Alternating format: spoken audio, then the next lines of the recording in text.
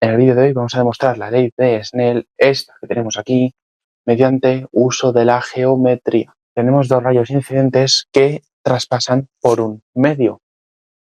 Y aquí tenemos esta separación entre dos medios, un medio 1, N1, un medio 2, N2. Bueno, pues tenemos dos rayos incidentes y dos rayos que se refractan.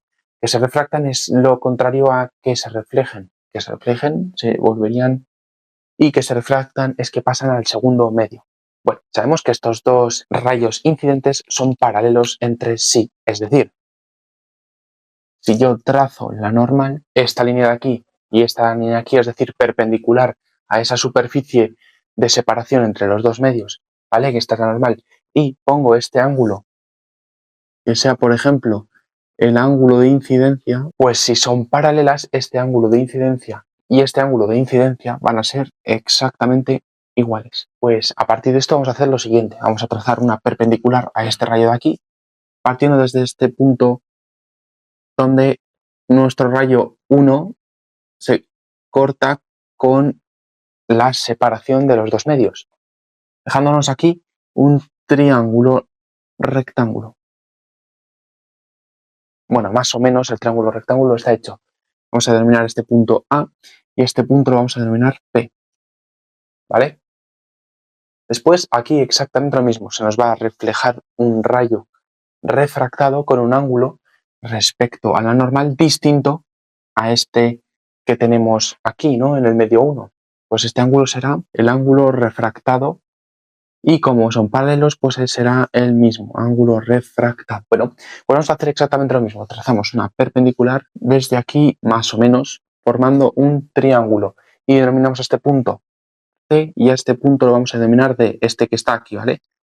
Punto D. Entonces tenemos dos triángulos. Tenemos el AB, perdón, tenemos el triángulo ABC. Bueno, que el triángulo ABC es este de aquí, ¿vale? Luego tenemos un cateto, otro cateto y tenemos la hipotenusa. La hipotenusa la vamos a llamar de distancia, que bueno, es la distancia de separación entre estos dos puntos, pero no es la distancia mínima entre los dos rayos, que sería esta, y en el medio 1 sería esta. Bueno, pues tenemos este triángulo ABC, y después tenemos el triángulo ADC. Este triángulo rectángulo, porque también es de 90 grados, ADC está compuesto de una hipotenusa, la cual coincide exactamente con la del otro triángulo, es decir, esta va a ser la hipotenusa P. Tenemos aquí un cateto y otro cateto. Bueno, pues vamos a relacionar esto con las distancias que recorre.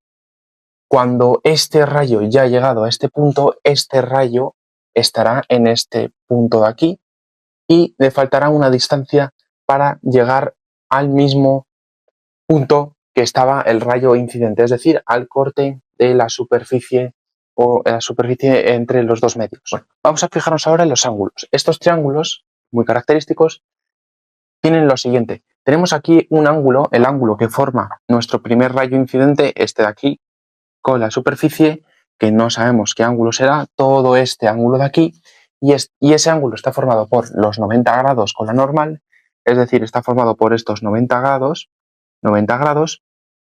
y además está formado por este ángulo de incidencia, es decir, este de aquí, ángulo de incidencia. Pero después para el mismo ángulo, es decir, para este mismo ángulo, tenemos, voy a pintarlo aquí, para este mismo ángulo, todo este de aquí, tenemos lo siguiente, podemos dividirlo entre esto de aquí, que si trazamos una perpendicular al rayo paralelo que tenemos aquí, es decir, trazamos esto de aquí también va a ser perpendicular, ¿vale? Porque es paralelo.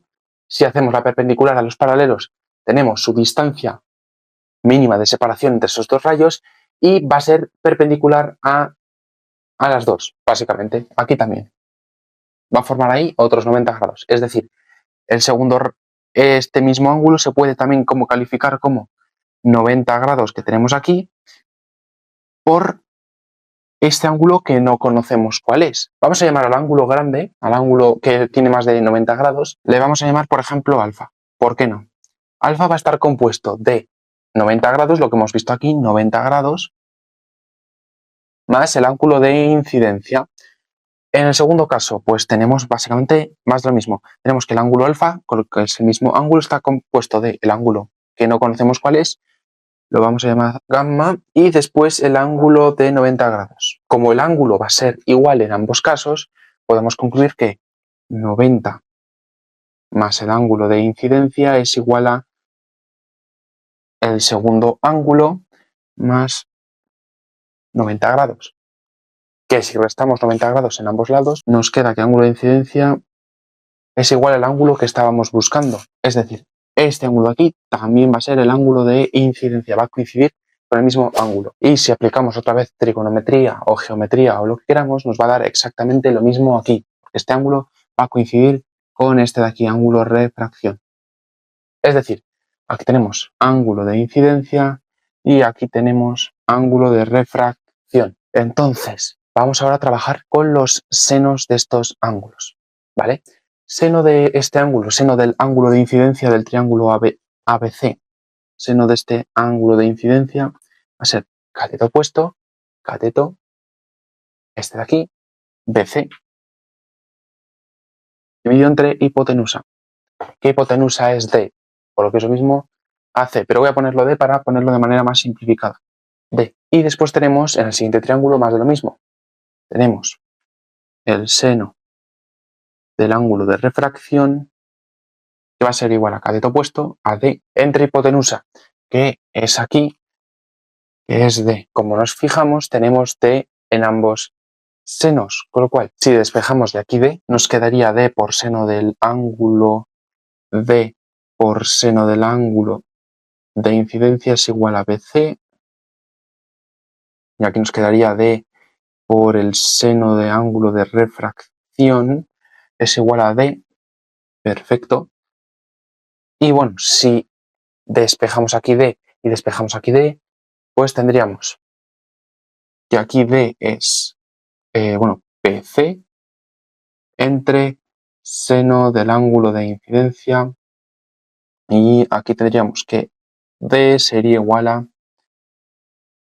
AD entre seno del ángulo de refracción, y ahora vamos a igualar las Ds, es decir, tendríamos que BC dividido entre seno del ángulo de incidencia es igual que AD dividido entre seno del ángulo de refracción, ¿vale? Aquí lo tenemos. Podríamos multiplicar seno del ángulo de incidencia en ambos miembros y seno del ángulo de refracción en ambos miembros de forma simplificada. Quedaría de esta manera. Nos quedaría BC por el seno del ángulo de refracción es igual a D por el seno del ángulo de incidencia. Podríamos ver una siguiente cosa en estos rayos. Si en este rayo se produce esto y en este rayo se produce lo mismo, estamos diciendo que en función del tiempo, este rayo y este rayo van a sufrir exactamente lo mismo. Es decir, este rayo es como si estuviera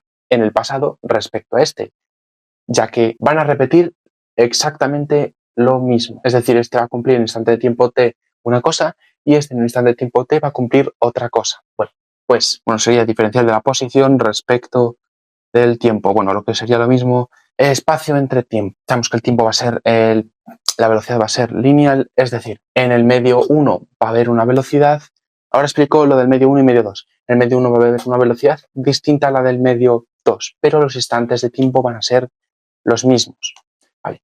N1 y N2, N1 y N2, N1, bueno, N directamente, viene dado por la expresión velocidad de la luz dividido entre la velocidad del medio. Es decir, N va a tener que ser mayor o igual que 1, ¿vale? N mayor o igual que 1. ¿Por qué? Porque si nos movemos en el espacio, es decir, si el primer medio es el espacio, donde no va a haber ningún tipo de rozamiento, pues tenemos que la velocidad va a ser la del espacio, es decir, C dividido entre C, ¿vale? Que eso nos va a dar 1. Por lo tanto, 1 va a ser el mínimo de N. Si tenemos unas velocidades que sean menores a las de la luz, obviamente van a tener que ser menores, pues N va a ser mayor, porque un número mayor que un número mayor dividido entre un número que sea más pequeño nos va a dar algo mayor que 1. Por lo tanto, eso tenerlo en cuenta, ¿vale? Entonces tenemos distintas Ns. Tenemos N1, por la que va a venir dada por esta definición, C, velocidad de la luz entre V1, velocidad del primer medio, y N2 más de lo mismo. N2 va a ser velocidad de la luz dividido entre la velocidad en el medio 2, ya sea agua, aire, lo que sea. Cuando se suele tratar de aire, normalmente se pone que n es igual a 1, despreciando un poco el rozamiento. Pero bueno, claro, esta expresión de aquí no es igual que esa de aquí, porque ahí tenemos n y aquí tenemos en este caso con estas distancias, ¿no? Esta y esta, ¿vale? PC y AD, eso es. Y ahora bien, como sabemos que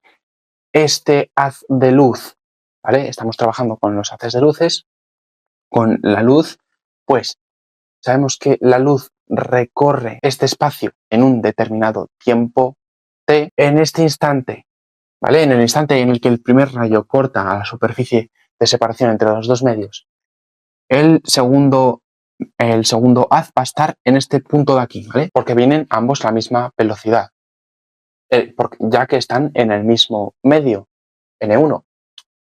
Pero claro, mientras este está en este punto, cuando este cambia de medio, en el segundo medio va a haber una velocidad distinta, pero eso no quiere decir que el tiempo no vaya a ser el mismo.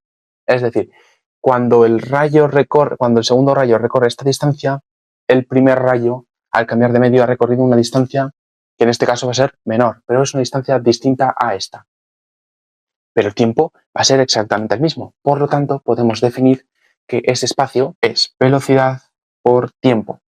En este caso, aquí tenemos que el segundo recorre una distancia bc cuando se encuentra a la velocidad del medio 1 por un instante de tiempo determinado. Y después el primer haz de luz va a recorrer la distancia AD, una distancia AD con la velocidad del medio 2, pero con el mismo tiempo. Como tenemos BC, que es V1 por T, y AD V2 por T, pues lo podríamos cambiar. Es decir, aquí tendríamos V1 por T, en vez de AD ahora ponemos V2 por T, por seno del ángulo de incidencia.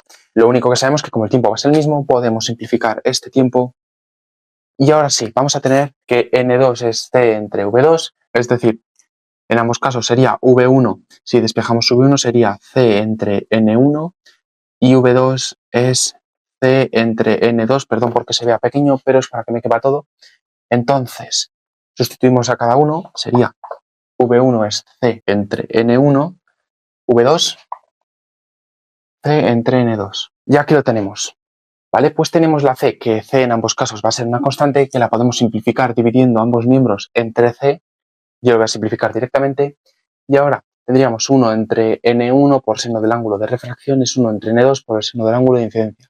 Básicamente, este N1 multiplicamos N1 en ambos miembros, lo que nos quedaría aquí, que seno del ángulo de refracción es igual a N1 entre N2 por el seno de ángulo de incidencia. Y si multiplicamos N2 en ambos miembros, finalmente lo que nos queda como ecuación, pues sería, o como igualdad, ¿vale? Sería que N1 por el seno de ángulo de incidencia es igual a N2 por el seno del ángulo de refracción. Es decir, lo que teníamos aquí al principio. Y de aquí viene la ley de Snell. Y hasta aquí el vídeo de hoy. Para más ejercicios como estos o para más demostraciones como estas, suscríbete, like y nos vemos.